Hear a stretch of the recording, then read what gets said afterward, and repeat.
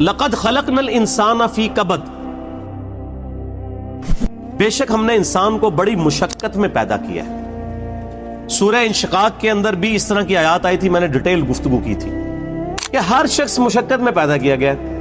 پیدائش سے لے کے مرتے دم تک انسان مشقت میں، خصوصاً جب وہ جوانی کی عمر میں قدم رکھتا ہے تو مشقت میں اضافہ ہو جاتا ہے، اور وقت کے ساتھ ساتھ انسان پہ برا وقت ہی آتا ہے، اچھا وقت نہیں آتا۔ انسان کی مصروفیات بڑھ جاتی ہیں، انسان کی تگ و دو بڑھ جاتی ہے، اولاد کی تربیت کا معاملہ، ان کے رزق کا بندوبست کرنا، ظاہر ہے اللہ نے اسباب کے ساتھ چیزوں کو جوڑا ہوا ہے، تو پوری زندگی انسان مشقت کاٹتا رہتا ہے۔ لیکن کامیاب ہیں وہ لوگ جن کی یہ مشقت اللہ کے لیے ہوتی ہے، چاہے وہ اپنے بیوی بچوں کے لیے بھی کر رہے ہیں، لیکن خدا ٹاپ پرائرٹی رہے، اللہ کو ترجیح اول مانے۔ جیسے ہی اللہ کے حوالے سے ترجیح ہٹ گئی تو آپ کی بڑی سی بڑی نیکی بھی زیرو سے ملٹیپلائی ہو جائے گی۔ ایک شخص رزق حلال کما رہا ہے، اس کے لیے نیکی ہے، لیکن اگر اس کی وجہ سے وہ نمازیں چھوڑ رہا ہے، روزے چھوڑ رہا ہے، اللہ کے احکامات کو پامال کر رہا ہے، تو یہ اس کی نیکی پھر کس کام کی ہے؟ وہ تو پھر کئی اور لوگ بھی کر رہے ہیں۔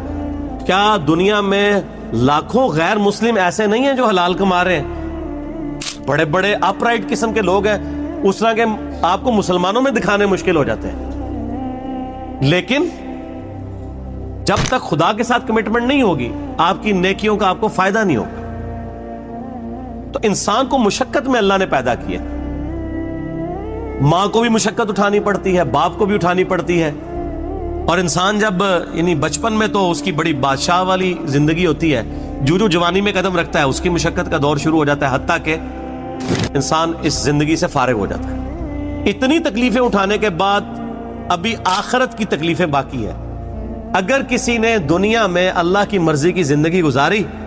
تو اس کی یہ مشقت عارضی ہے، ہمیشہ کی کامیابیاں اس کا مقدر ہے، اور اگر کسی نے دنیا اپنی مرضی کی گزاری تو یہاں پہ کتنی عیاشی کر لے گا، وہ الٹیمیٹلی مر کے ہمیشہ کی زندگی میں اللہ تعالیٰ کہ حضور اسے ناکامی کا سامنا کرنا پڑے گا، اور ہمیشہ کی